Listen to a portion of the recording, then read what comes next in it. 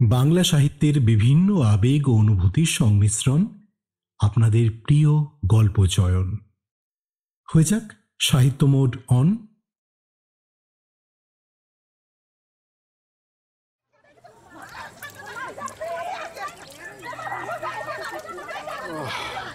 ধুস, এবার আশায় আর থাকুন চলে না। সেই কবে থেকে তো কয়েই চলতেছে এই বাড়িতে আর থাকুন চলে না বলে। কিছু করবা তো তাড়াতাড়ি করো না কেন বাপু? রোজ রোজ সকালে ওইটা এই একই ঝামেলা আমারও আর সহ্য হয় না। আরে হ নিশ্চয়, এই বাসা তো দেখছি এই লোকগুলা হয়েছে কি আইতর, বুঝছ? এখন আর থাকুন যাবে না। কিন্তু যাওয়া হতো না কেন তা আমি বলতে পারবো না। এখন মনে হয় আমরা গরিব বলে, বাবার হাতে পয়সা ছিল না বলেই। হরিবাবুর খোলার বাড়ির একটা ঘরে তখন আমরা থাকতাম। অনেকগুলো পরিবার একসঙ্গে বাড়িটাতে বাস করত। সকালে যখন কলে জল আসতো তখন সবাই মিলে ঘড়া, কলসি, টিন, বালতি নিয়ে গিয়ে হাজির হতো কলতলায়, এবং ভাড়াটেদের মধ্যে ঝগড়া বকুনি শুরু হতো জল ভর্তির ব্যাপার নিয়ে। আমাদের বাসার সামনে পথের ওপারে একটা চালের আড়ত, তার পাশে একটা গুড়ের আড়ত। গুড়ের আড়তের সামনে রাস্তায় একটা কল। এই কলে অনেক লোক একসঙ্গে ঝগড়া চেঁচামেচি করে জল নেয়। মেয়ে মানুষে মারামারি পর্যন্ত হতে দেখেছিলাম একদিন। এইরকম করেই সে বাসায় বছরখানেক কেটেছিল, এক আষাঢ় থেকে আর এক আষাঢ় পর্যন্ত। আষাঢ় মাসেই দেশের বাড়ি থেকে এসেছিলাম। দেশের বাড়িতে বাঁশ বাগানের ধারে ধুতরো ফুলের ঝোপের পাশেই আমি আর কালী দুজনে মিলে একটা কুঁড়ে তৈরি করেছিলাম। কালীর গায়ে জোর আমার চেয়ে বেশি ছিল। সে সকাল থেকে কত বোঝা আরশেওড়া ডাল আর পাতা যে বয়ে এনেছিল। কি চমৎকার কুঁড়ে করেছিলাম দুজনে মিলে, ঠিক যেন সত্যিকার বাড়ি একখানা। কালী তাই বলতো। একটা ময়না কাটা গাছের মোটা ডালে সে পাখির বাসা বেঁধে দিয়েছিল। ও বলতো শ্রাবণ মাসের সংক্রান্তিতে কিংবা নষ্টচন্দ্রের রাতে রাতচড়া কাঠঠোকরা কিংবা তিওর পাখি ওখানে ডিম পেড়ে যাবে।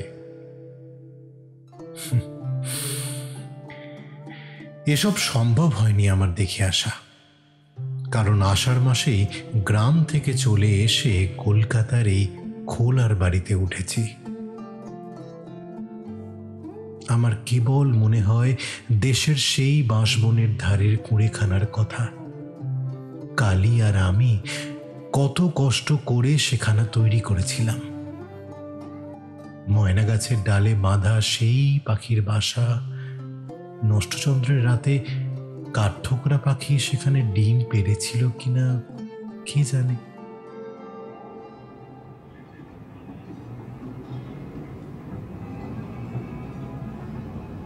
কলকাতার এ বাড়িতে জায়গা বড্ড কম, লোকের ভিড় বেশি। আমি সামনের টিনের বারান্দাতে সারা সকাল বসে বসে দেখি কলে পাড়ার লোক জল নিতে এসেছে। গুড়ের আড়তের সামনে গরুর গাড়ি থেকে গুড় নামাচ্ছে।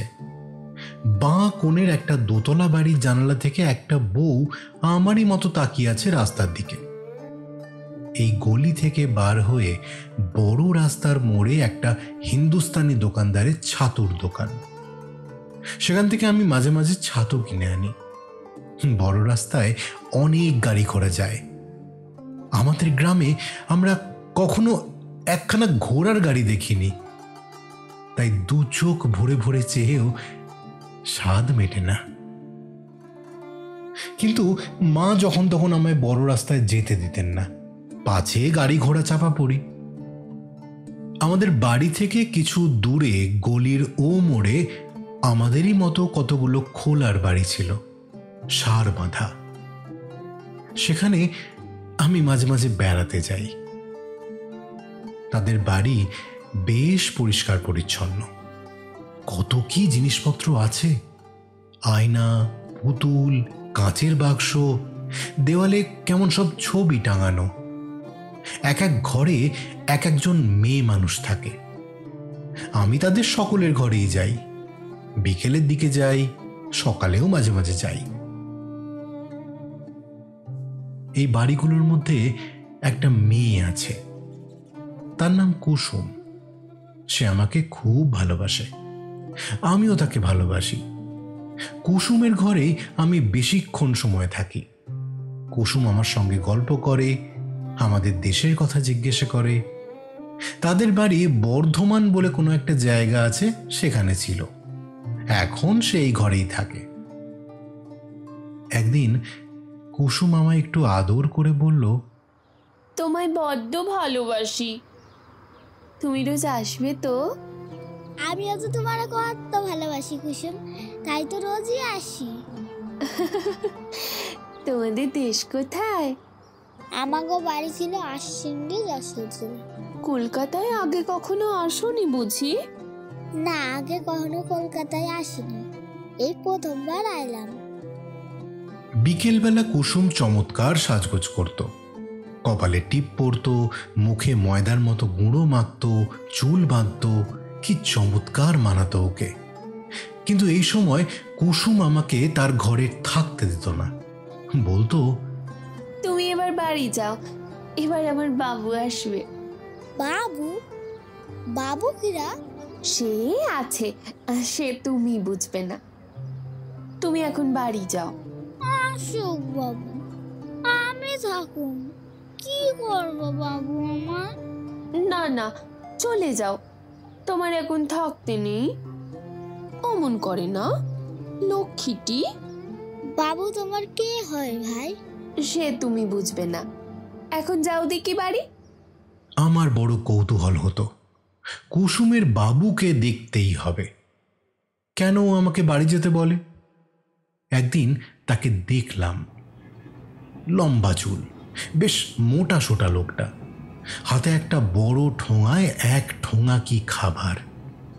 কলকাতার দোকানে খাবার কিনতে গেলে ওই রকম পাতার ঠোঙাতেই খাবার দেয়। আমাদের দেশেও পাতা নেই, সেখানে হরিময়রার দোকানে মুরগি কি জিলিপি কিনতে গেলে পদ্ম পাতায় জড়িয়ে দেয়। কুসুম ঠোঙা খুলে আগে আমার হাতে একখানা বড় কচুরি দিয়ে বলতো, এই নাও, খেতে খেতে বাড়ি যাও। এক কামড় দিয়ে আমার ভারী ভালো লাগলো। এমন কচুরি কখনো খাইনি। আমাদের গ্রামের হরিময়রা যে কচুরি করে, সে তেলে ভাজা কচুরি, এমন চমৎকার খেতে নয়। আমি বেশ উচ্ছ্বসিত হয়ে বললাম, বাহ, এটা তো খাইতে খুব দারুণ। আবার কি সে জানি গন্ধ। হিঙের কচুরি, ও হিঙের গন্ধ, ওকে বলে হিঙের কচুরি। এইবার বাড়ি যাও। কুসুমের বাবু আমার দিকে চেয়েছিলেন। হঠাৎ আমাকে জিজ্ঞাসা করলেন, তোমার নাম কি? আমি কিছু বলার আগেই কুসুম আমাকে ধরে বলল, ও কলেজ সামনের বাড়ির ভাড়াটে দিচ্ছিলে, যাতে বামুন। যাও খোকা, যাও এবার বাড়ি যাও। একবার ভাবলাম বলি, আমি থাকি না কেন, থাকলে দোষ কি? কিন্তু কুসুমের বাবুর দিকে চেয়ে সে কথা বলতে আমার সাহসে কুলোলো না। লোকটা যেন রাগী মতো, হয়তো এক ঘা মেরেও বসতে পারে। কিন্তু সেই থেকে হিঙের কচুরির লোভে আমি রোজ বাঁধা নিয়মে কুসুমের বাবু আসা পর্যন্ত অপেক্ষা করতাম। আর রোজই কি সকলের আগে কুসুম আমার হাতে দুখানা কচুরি তুলে দিয়ে বলতো, যাও খোকা, এইবার খেতে খেতে বাড়ি চলে যাও। একদিন কুসুমের বাবু হঠাৎ আমার প্রতি দয়ালু হয়ে উঠলেন। বললেন, ওহো, ভুলে গেলাম, ওর জন্য খাস্তা গজা দুখানা কাল আনবো ভেবেছিলুম। দাঁড়াও, কাল ঠিক আনবো। কাল গজা আনবো কিন্তু। আনবো আনবো, নিশ্চয়ই আনবো। এখন বাড়ি যাও খোকা। আমি এখন যাবো না, আমি থাকি না কেন? কুসুমের বাবু আমার এই কথার উত্তরে কি একটা কথা বললে, আমি তার মানে ভালো বুঝতে পারলাম না। আগের কোল পচা হয়েছে। কুসুম তখনই ওর দিকে চেয়ে রাগের সুরে বললে, যাও, ও কি কথা ছেলে মানুষের সঙ্গে? আমি চলে এলাম। বাড়ি এসে মাকে বললাম, মা, ও মা, মা, তুমি কখনো হিঙের কচুরি খাইছো? কি হিঙের কচুরি? কেন? আমি খাইছি, এই এত বড় বড়, আর কি দারুণ হিঙের গন্ধ। হিঙের কচুরি তুই কই পাইলি? কুসুমের বাবু আনছিল, আমারে দিচ্ছে। পাজি ছেলে, তোর না বারবার বারণ করছি ওগো বাড়ি যাবি না। আমি বারণ করা সত্ত্বেও তুই আবার ওগো বাড়ি গেছুস। কেন মা? তোর ওই অত কেন কথার উত্তর আমি দিতে পারুম না। তোর ওইখানে বারণ করছি মানে তুই যাবি না। তোর আগেও কইছি ওরা ভালো মানুষ না, ওগো বাড়ি যাইতে নাই। না মা, কুসুমেরা খুব ভালো মানুষ, আমাকে খুব ভালোবাসে, রোজ হিঙের কচুরি দেয়। চুপ কর তুই। আবার বলে হিঙের কচুরি? বড্ড খাওয়ার নোলা পারছে তোমার দিন দিন। আবারও কিন্তু বারণ করতেছিস, খবরদার খবরদার, তুই ওগো বাড়ির দিকে কিন্তু পা বাড়াবি না। এত খাওয়াই তাও হয় না, দিন দিন নোলা যেন বাইরেই চলছে। আবার যদি তুই ওগো বাড়ির দিকে পা বাড়াস না, হাত পা ভাইঙ্গা বাড়িতে কিন্তু ফালাই তুমি কয়ে রাখলাম। হ্যাঁ, কুসুমের বাড়ি আমি এরপরে আদৌ দিন দুই গেলাম না, কিন্তু থাকতে পারিনি না গিয়ে। আবার মাকে লুকিয়ে একদিন গেলাম। কুসুম বললে, তুমি আসোনি যে? তোমাকে বাড়িতে আইতে মা বারণ করে। ও, তবে তুমি এসো না, মা আবার বকবে। তাই তো 2 দিন আসিনি। এলে যে আবার বড়। তোমারে তো আমি ভালোবাসি, তাই তো আমি আইলাম। ওরে আমার শোন না, তুমি না এলে আমারও ভালো লাগে না। তুমি না এলে তোমার জন্য মন কেমন করে। আমারও তো মনটা যেন কেমন করে না এলে। কি করব, তেমন কপাল করিনি। তোমার মা তোমায় পাছে বকেন তাই ভাবছি। না না, মারে কমু না, তোমার কাছে না এলে আমার মনটা জানি কেমন করে। আমি এখন লুকাই লুকাই আবার বাড়ি চলে যাই। সন্ধ্যের সময় এসো। ঠিক আছে, আসুম। কুসুমের সঙ্গে চুক্তি অনুযায়ী সন্ধ্যের সময় যাই। কুসুমের বাবু এসে আমায় দেখে বললে, এই যে ছোকরা, কদিন দেখিনি কেন?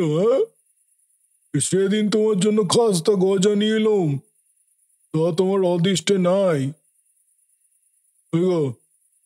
দাও, ওকে 2খানা কচুরি দাও। কাল গজা আনবো কিন্তু। আনবো গো বামুন ঠাকুর, আনবো। বলারে বামুন, কাল অমৃতি জিলিপি আনবো। খেয়েছ? অমৃতি খেয়েছ কোনো কালে? না। হ্যাঁ, কাল আনবো। হ্যাঁ, এসো অবশ্যই, এসো।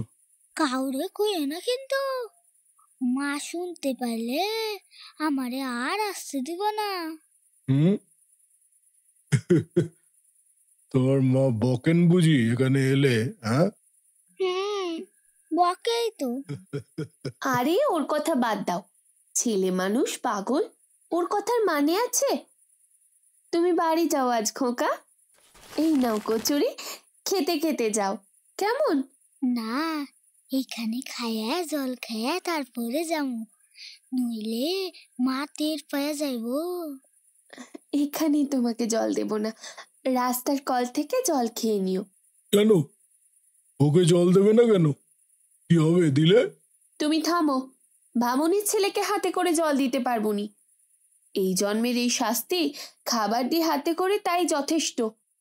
আমার মনে মনে ভারী অভিমান হলো কুসুমের ওপর। কেন আমি এতই কি খারাপ যে আমাকে হাতে করে জল দেওয়া যায় না? চলে আসবার সময় কুসুম বারবার কাল সকালে আসতে বলে দিল, কিন্তু আমি কোনো কথা বললাম না। পরদিন সকালে গিয়ে দেখি কুসুম বসে সজনের ডাঁটা কুটছে। আমায় দেখে মিষ্টি হেসে কাছে ডাকলে। আমি গম্ভীরভাবে এগিয়ে গেলাম, বললুম, তোমার সঙ্গে আরি। ও মা, সে কি কথা? কি করলাম আমি? তুমি তো কাল কইলা আমারে জল দিয়া যায় না, কালকে জল খাইবার দিলা না আমায়। এই বসো বসো খোকা, সে তুমি বুঝবে না, তুমি বামুন, তোমাকে জল আমরা দিতে পারিনি, বুঝলে? কুলের আচার করছি, খাবে? এখনো হয়নি, সবে কুল গুড় দিয়ে মেখেছি। এইভাবে কুসুমের সঙ্গে আমার আবার ভাব হয়ে গেল। কুলের আচার হাতে পড়তেই আমি রাগ অভিমান সব ভুলে গেলাম। দুজনে অনেকক্ষণ বসে গল্প করলাম। তারপর আমি উঠে মাখনের ঘরে যাই।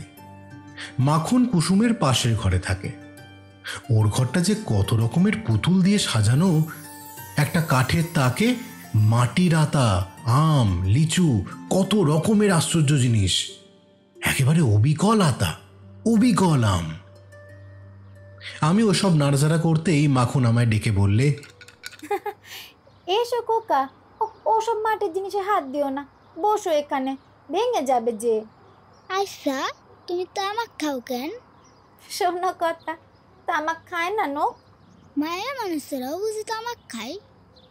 কই, আমার মায়ে তো খায় না, কিন্তু আমার বাপে খায়। শোনো কথা, যে খায় সে খায়। কুসুমের বাবু আমারে খাস্তা গজা দিব কইছে। বটে, বেশ বেশ। তোমার বাবু কোথায়? শোনো কথা ছেলের, কি যে বলে। ও কুসুমি, শুনে যা কি বলে তোর ছেলে। মাখনের বয়স কুসুমের চেয়ে বেশি বলে মনে হতো আমার।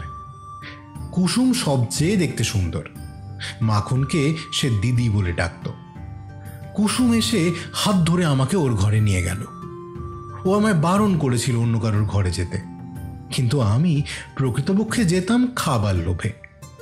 কিন্তু অন্য মেয়েদের ঘরের বাবু কখন আসতো কি জানি, সুতরাং সে বিষয়ে আমাকে হতাশ হতে হয়েছিল। কুসুম আমাকে ঘরে নিয়ে গিয়ে বললে, অত শত কথায় তোমার দরকার কি শুনি? তুমি ছেলে মানুষ, কোনো ঘরে তুমি যেতে পারবে না, বসো এখানে। আমি ফুয়ার কাছে যাবো। কেন? সেখানে কেন? যা তা বলবে সেখানে গিয়ে আবার।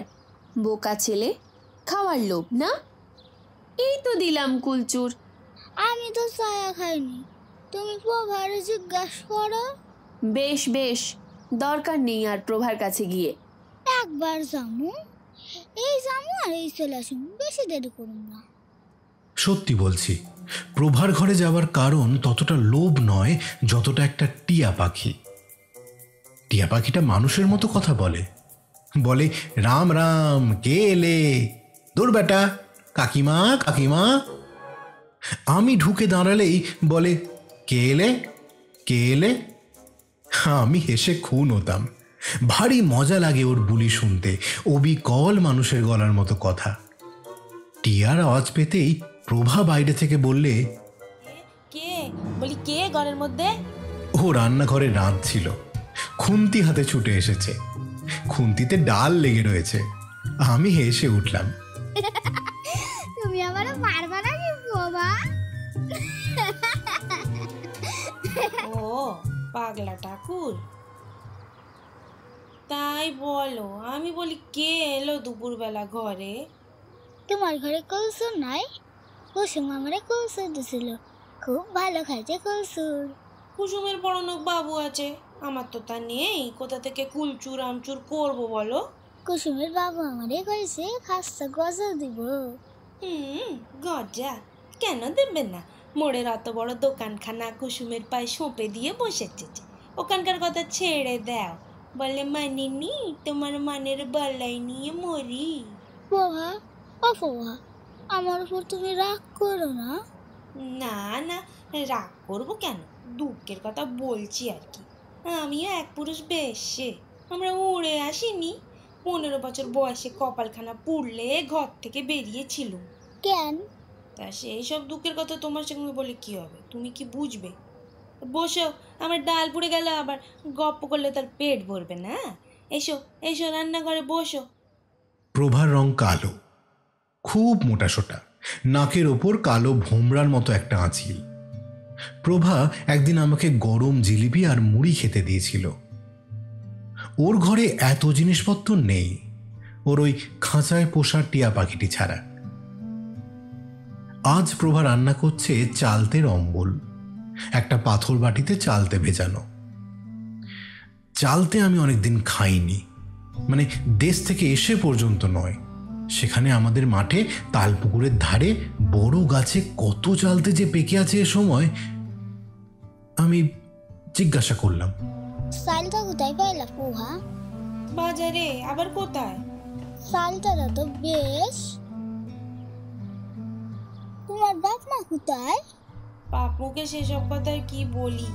বাড়ি যাইবা না? বলি কোন বাড়ি? কেন, তোমার গো দেশের বাড়ি? তোমার বাড়ি যাবো একেবারে। তোমার গো দেশের বাড়িতে কুল আছে জানো? আমাকে গায়ে কত কুল গাছ। প্রভা এই কথার কোনো উত্তর দিলে না, আবার নিজের মনে রাঁধতে লাগলো। খানিক পরে সে একটা ঘটি উনুনের মুখে বসিয়ে চা তৈরি করে গ্লাসে আঁচল জড়িয়ে চুমুক দিয়ে চা খেতে লাগলো। আমায় একবারও বললে না যে আমি চা খাবো কিনা। অবশ্যই চা আমি খাই না, চায়ের স্বর খাই। মা আমায় চা খেতে দেয় না। চায়ের মধ্যে যে দুধের স্বর ভাসে মা আমাকে তাই তুলে দেয়। প্রভা গল্প করতে লাগলো। ওদের দেশের বাড়িতে কত গরু ছিল, কতখানি দুধ ওরা খেত, ওদের বাড়ির ধারে ওদের নিজেদের পুকুরে কত মাছ ছিল। আর ও সেসব দেখতে পাবে না। হঠাৎ প্রভা একটা আশ্চর্য কাণ্ড করে বসলো। বলল, তা অম্বল দিয়ে দুটো ভাত খাবেন নাকি? হ্যাঁ খামু, কিন্তু কুসুম জানি টের না পাই। কুসুমের অত ভয় কিসের? টের পায় তো পাবে, কি হবে, তুমি খাও বসে।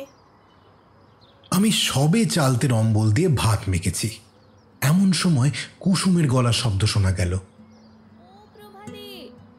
বামুনদের সেই খোকা তোর এখানে আছে রে, ওকে বাড়ি পাঠিয়ে দি।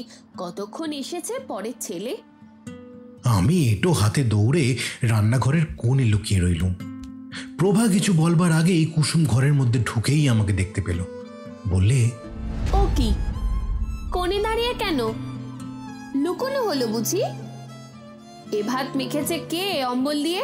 হ্যাঁ, আচ্ছা প্রভাদি, ও না হয় ছেলে মানুষ, পাগল। তোমারও কি কাণ্ডজ্ঞান হারিয়ে গেল?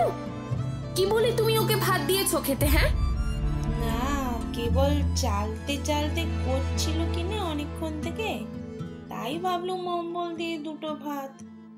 না, ছি।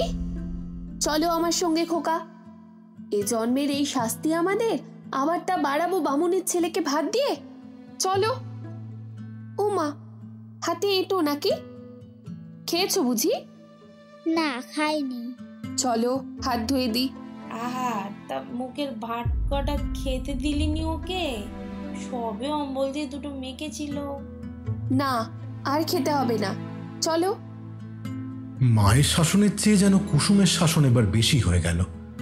মুখের ভাত ফেলেই চলে আসতে হলো। উঠোনের একপাশে নিয়ে গিয়ে ও আমার হাত ধুয়ে দিল আর বলতে লাগলো, তোমার অত খাই খাই বাই কেন খোকা? ওদের ঘরে ভাত খেতে নেই সে কথা কি তোমার মনে নেই? ছি ছি, ও বেলা কচুরি দেবো এখন খেতে, আর কখনো এমন খেও না। তাও বলি, এই না হয় ছেলে মানুষ, তুমি বুড়ো ধাড়ি, তুমি কি বলে বামুনের ছেলের পাতে? ছি ছি ছি ছি ছি, লোভেরও বলি হারিয়ে যায়। বলা বাহুল্য প্রভা এসব কথা শুনতে পায়নি, সে এদিকে ছিলও না। আমি একটু কাতরভাবে বললাম, মারে করো না কিন্তু। হ্যাঁ, আমি যাই তোমার মাকে বলতে, আমার তো আর খেয়ে দিয়ে কাজ নেই। মারে কইলে পরে মা আমারে খুব মারবো। মার খাওয়াই ভালো তোমার, তোমার নোলা জব্দ হয় তাহলে। বাড়ি ফিরে এলুম। বাড়ি ফিরতেই মা বললেন, কিরে, এতক্ষণ কইছিলি? ওই তো ওই মোড়ে। সত্যি? আর কোথাও যাস নাই তো? না, কোথাও যাইনি। একদিন কিন্তু ধরা পড়ে গেলাম। সেদিন দোষটা ছিল কুসুমেরই। সেদিন সে আমাকে ট্রাম লাইনের ওপারে বেড়াতে নিয়ে গেল। মায়ের বারণ সত্ত্বেও বড় রাস্তা পার হয়ে আর একটু দূরে আমরা একটা খোলার বস্তির মধ্যে ঢুকলাম। একটা সরু গলির দুধারে ঘরগুলো। যে বাড়িতে আমরা ঢুকলাম সেখানেও সবাই মেয়ে মানুষ, পুরুষ কেউ নেই। একজন মেয়ে বললে, এলো কুসুমি, কত কাল পরে। বাবা, আমাদের কি আর নাগর নেই? তা বলে কি অমন করে ভুলে যেতে হয় নাকি ভাই? এ খোকা আবার কে? বেশ সুন্দর দেখতে তো। বামুনদের ছেলে, আমাদের গলিতে থাকে। আমার বড্ড ন্যাওটা। বাহ, বসো খোকা, বসো। ও ছেলের শুধু ভাই খাই খাই, খেতে দাও, ও খুব খুশি। তাই তো, কি খেতে দিই? ঘরে কুলের আচার আছে, দেবো? ফুলের আচার আমি খুব ভালোবাসি। তুমি কি ভালোবাসো না? খাবার জিনিস হলেই হলো। না ভাই, ওর সর্দি কাশি হয়েছে, ও সব খাবে না, থাক।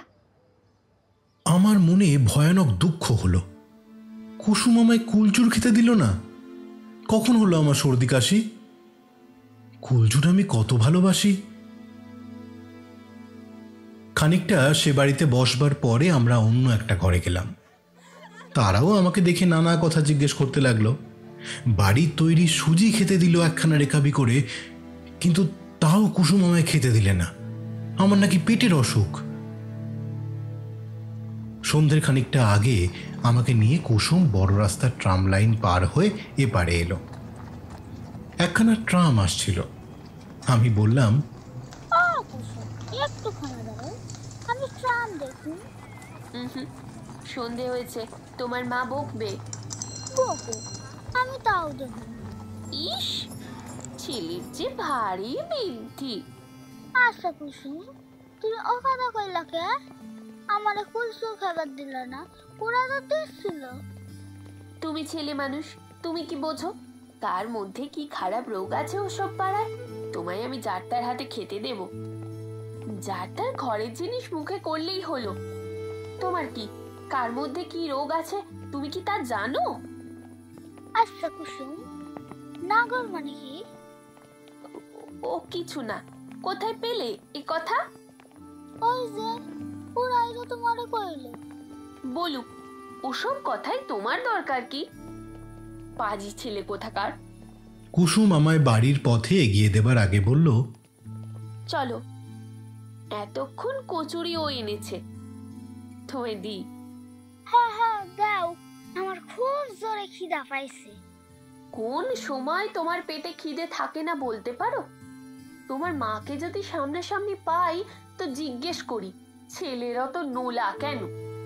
নোলা আছে তো ভালোই হয়েছে, কচুরি তাড়াতাড়ি দাও। চলো। গজা আনছে তো? তা আমি জানিনি। তাহলে কাল দিবা গজা।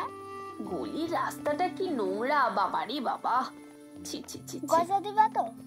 হ্যাঁ গো হ্যাঁ, এখন কচুরি নিয়ে তো রেহাই দাও আমায়।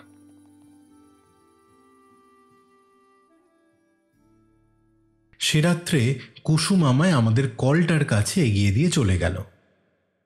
মার কাছে সত্যি কথা বললাম। কুসুমের বাড়ি গিয়েছিলাম, কুসুম কচুরি খেতে দিয়েছে। মা খুব বকলেন। কাল থেকে আমায় বেঁধে রাখবেন বললেন। বাবাকেও রাত্রে বলে দিলেন বটে, তবে বাবা সে কথায় খুব বেশি কান দিলেন এমন মনে হলো না। পরদিন সকালের দিকে আমার জ্বর এলো। 4-5 দিন একেবারে শয্যাগত। একজন বুড়ো ডাক্তার এসে দেখে শুনে ওষুধ দিয়ে গেল। জানলার ধারেই আমার তক্তাপোষ পাতা। একদিন বিকালে দেখি রাস্তার উপর কুসুম দাঁড়িয়ে আমাদের ঘরের উল্টো দিকের বাড়ির দিকে চেয়ে আছে। ওর সঙ্গে মাখন। মাখন এগিয়ে গিয়ে আরো 2খানা বাড়ির পরে একখানা বাড়ির দরজায় দাঁড়িয়ে। আমি ডাকলাম। কুসুম পিছন ফিরে আমায় দেখতে পেল। মাখনকে ডেকে বললে, দিদি, হ্যাঁ দিদি, এই যে এই বাড়িটা। মা এখন কলতলায়। কুসুম আর মাখন জানলার ধারে এসে দাঁড়ালো। কি হয়েছে তোমার? যাও না কেন? কুসুম ভেবে মরছে, বলে বামন খোকার কি হলো। আমি তাই বললাম চলো দেখে আসি। আজ আমার 5 দিন ধরে জ্বর কুসুম। ও, তোমার মা কোথায়? কুসুম, তুমি চইলা যাও। মা দেখতে পাইলে আমারে আর তোমার বাড়ি যাইবার দেব না। তুমি চইলা যাও, আমি সাইরা গেলে আবার যাও। তুমি যাও। ওরা চলে গেল। কিন্তু পরদিন বিকেলে আবার কুসুম এসে রাস্তার উপর দাঁড়ালো। আজ মা ঘরে নেই, বদ্রীনাথদের ঘরে ডাল মেপে নিতে গিয়েছে আমি জানি। এই গেল একটু আগে। আমি হাত নাড়িয়ে কুসুমকে ডাকলাম। ও জানলার বাইরে দাঁড়িয়ে বললে, কেমন আছো? আজ একটুখানা ভালো আছি, কাল ভাত খাবো। দুটো কমলা লেবু এনেছিলাম, দেবো? আনছো? এই নাও, খেও। আর বলছিলাম, অশোক সালে যেও। ঠিক আছে, আমি সাইডে গেলেই যাবো। ও, কাল ভাত খাবে? বাবা কইছে কাল ভাত খাবো। কাল আবার আসবো, কেমন? আইসো, আমি যতক্ষণ না ঘুমো ততক্ষণ সাল্লার ধারে আইসো না। তাই করবো। আমি রাস্তায় চুপ করে দাঁড়িয়ে থাকবো। শীষ দিতে পারো? না, আমি হাত দাঁড়ালে তাহলেই আইসো। পরের দুদিন ঠিক বিকেলবেলা কুসুম এলো। একদিন প্রভা দেখতে চেয়েছিল বলে ওকেও সঙ্গে করে এনেছিল। প্রভাও দুটো কমলা লেবু দিয়েছিল আমায়, মিথ্যে কথা বলবো না। বালিশের তলায় লেবু লুকিয়ে রেখে দিতাম। মা ঘরে না থাকলে খেয়ে ছিবড়ে ফেলে দিতাম রাস্তার উপর ছুঁড়ে। সেরে উঠে দুদিন কুসুমের বাড়ি গেছিলাম। তারপরেই একটা ব্যাপার ঘটল। তাতে আমাদের কলকাতার বাসা উঠে গেল। আবার আমরা চলে এলাম আমাদের দেশের বাড়িতে।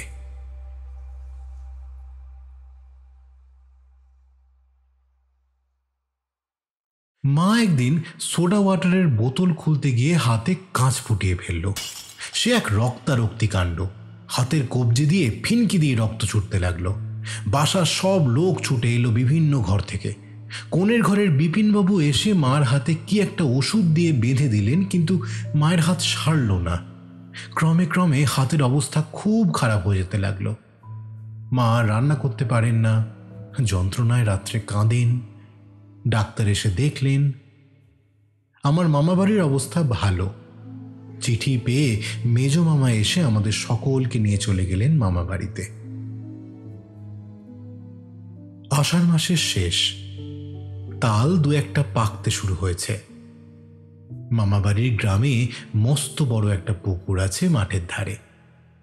তার পারে অনেক তাল গাছ। আমি বেড়াতে গিয়ে প্রথম দিনই একটা পাকা তাল কুড়িয়ে পেয়েছিলাম, মনে আছে। মার হাত সেরে গেল মামাবাড়ি এসে। ভাদ্র মাসের শেষে আমরা দেশের বাড়িতে চলে এলাম। কলকাতা আর যাওয়া হলো না। বাবাও সেখানকার বাসা উঠিয়ে দেশেই চলে এলেন।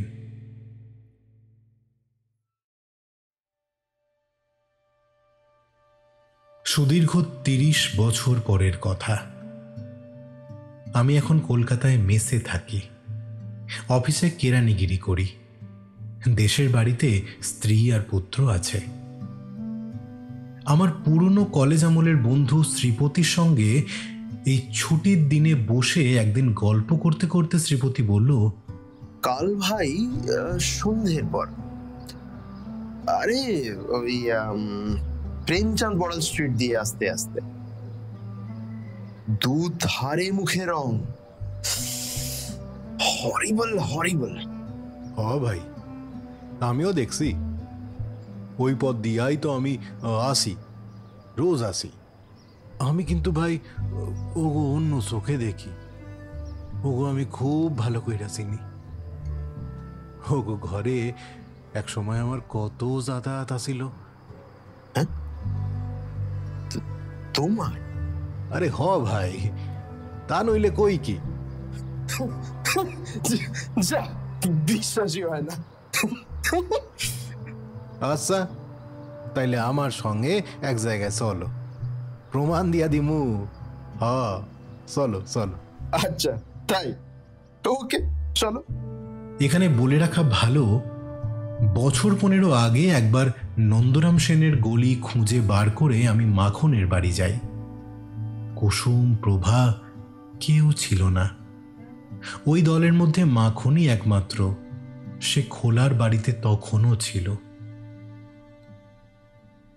শ্রীপতিকে নিয়ে আমি চলে গেলাম নন্দরাম সেনের গলিতে। মাখন এখনো সে বাড়িতেই আছে, একেবারে সনে নুড়ি চুল মাথায়, যক্ষী বুড়ির মতো চেহারা। আমি যেতেই মাখন বললে, এসো এসো, ভালো আছো তো? মাহন, চিনবার পারো? ও মা, তোমায় আর চিনতে পারবো না? আমাদের চোখের সামনে মানুষ হলো, ভালো কথা। কুসুমের খোঁজ পেয়েছি। কোথায় আছে ক আমারে? শোভা পাচাস্তিতে একটা মেজ বাড়িতে ঝিগিরি করে, ঢুকেই বা হাতি, মন্দিরের পাশে ভাঙা দোতলা। আমায় সেদিন নিয়ে গেছিল মন্দিরের নীলের পুজো দিতে, তাই আমায় দেখালো। ও আচ্ছা মাহন, আসি, আবার আমু। শ্রীপতিকে নিয়ে আমি সেই মেষবাড়ি খুঁজে বার করলাম। সন্ধে তখনও হয়নি। নিচে রান্নাঘরে ঠাকুরকে বললাম, ঠাকুর শুনো, তোমাকে ঝি কোথায় গেল? ঝি বাজারে গেছে বাবু, এখনই চলে আসবে। কেন বলুন তো? একটু দরকার আছিল। তার নাম কুসুম তো? আগে হ্যাঁ বাবু, কুসুম। আপনারা বসেন। একটু পরে একজন লম্বা রোগা ঝি শ্রেণীর মেয়ে মানুষ সদর দরজা দিয়ে ঢুকে রান্নাঘরের সামনে এসে দাঁড়ালো। ঠাকুর আমাদের দিকে ইশারা করতেই মেয়ে মানুষটি আমাদের দিকে চাইলে। আমি ঝিয়ের দিকে অবাক হয়ে চেয়ে রইলাম। বাল্যদিনের সেই সুন্দরী কুসুম এই মাখনের মতো অত বুড়ি না হলেও কুসুমও বুড়ি। হ্যাঁ, বুড়ি ছাড়া তাকে আর কিছু বলা যাবে না। ওর মুখ আমার মনে ছিল। সে মুখের সঙ্গে এ বৃদ্ধার মুখের কিছুই মিল নেই। ঠাকুর না বলে দিলে একে সেই কুসুম বলে চেনবার কোনো উপায় ছিল না। কুসুম? কুসুমও আমার দিকে অবাক হয়ে চেয়েছিল। আমায় খুঁজছেন আপনারা? কোত্থেকে আসছেন? মাহনের কাছ থেকে আইছি। কোন মাখন? মাহন নন্দরাম সেনের গলির মাহন বাড়িওলি। একটু নীরবতা, তারপর সে বললে, ও দা আমায় খুঁজছেন কেন? চলো ওই পানে চলো, কথা আছে। চলুন, খাবার ঘরে বসবেন। আচ্ছা চলো। খাবার ঘরে গিয়ে বসলাম। কুসুমের জিজ্ঞাসু দৃষ্টি আর ক্ষণিকের নীরবতা, সেটা ছিন্ন করেই আমি বললাম, কুসুম, ও কুসুম, আমারে তুমি আমারে চিনো নাই? হ্যাঁ? না বাবু। ওই 8 বছরের পোলা তোমার কাছে পয়রা থাকতুম, মনে হয় কুসুম? ওই নন্দলাল সেনের গলির ওই ঈশ্বর নাপিত, ওখানে ভাড়াটে আসিলাম, মনে হয় কুসুম? আমারে চিনো নাই?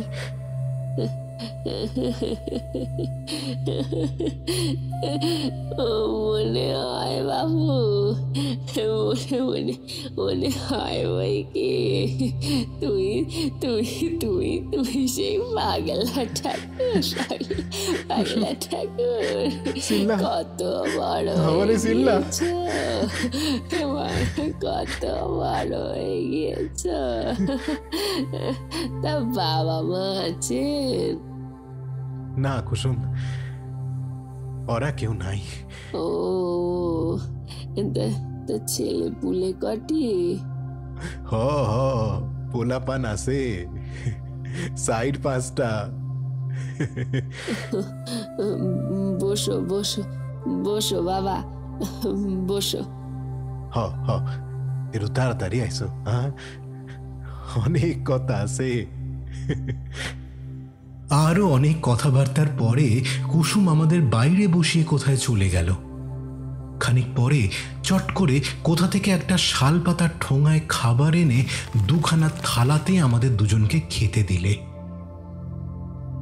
আমারও মনে ছিল না, খেতে গিয়ে মনে হলো বড় বড় হিঙের কচুরি 4খানা। তখনই মনে পড়ে গেল কুসুমের সেই বাবুর কথা, সেই হিঙের কচুরির কথা।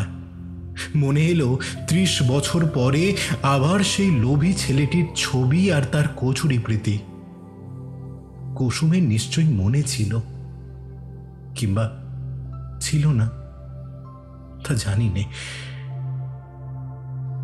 কচুরি খেতে খেতে আমার মন সুদীর্ঘ 30 বছরের ধূসর ব্যবধানের ওপারে আমাকে নিয়ে গিয়ে ফেলেছে, একেবারে নন্দরাম সেনের গলির সেই অধুনালুপ্ত গুড়ের আড়তটা আর রাস্তার কলটার সামনে, যেখানে কুসুম আজও 25 বছরের যুবতী, যেখানে তার বাবু আজও সন্ধেবেলায় ঠোঙা হাতে হিঙের কচুরি নিয়ে আসেন নিয়ম মতো।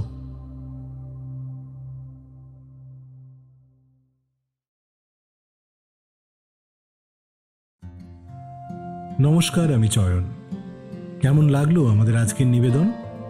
কমেন্টে জানান আপনার মতামত and turn on the like and subscribe button. Stay tuned to গল্প চয়ন, বাংলা সাহিত্যের only audio junction, and keep that সাহিত্য mode on. Till next time, stay strong.